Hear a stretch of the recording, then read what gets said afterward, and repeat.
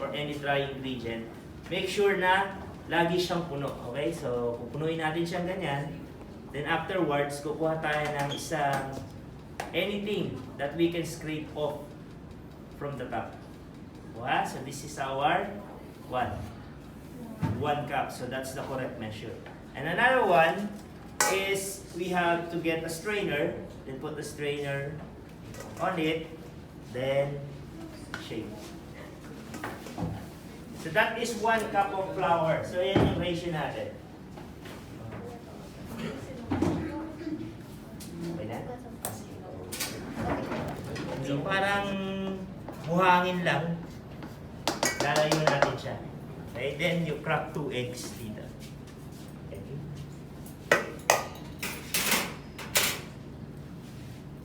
Ito yung basura lang.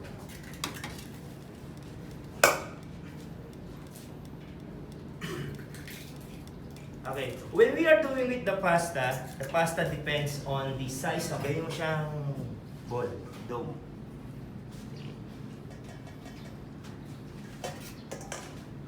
Lagyan mo siyang dough. Sige, go. Akin na yung kamay mo. Kamay. Sige. Yan yung salt grain na tinatawag. Pero, sa pastry, tsaka sa dough, so this is what we call dusting.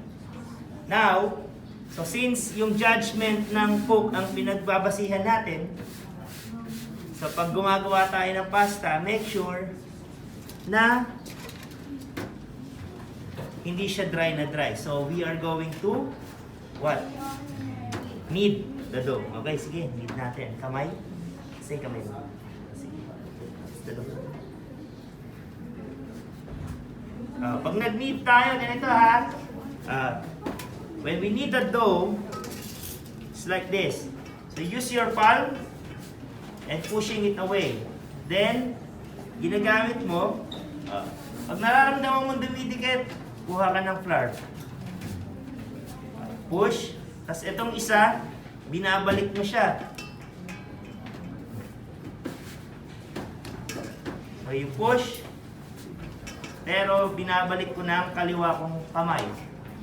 Ha? Now, anong consistency, chef, ang kailangan nating makuha dito?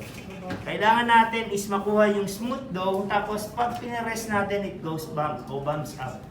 Sir, ito hindi pa smooth, so roll muna tayo. No?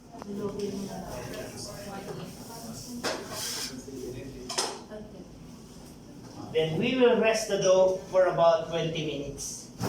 Then after 20 minutes, ipa-flatten natin siya, tapos baka natin siya gagawing linguine o kaya lasagna, ravioli, then fettuccine.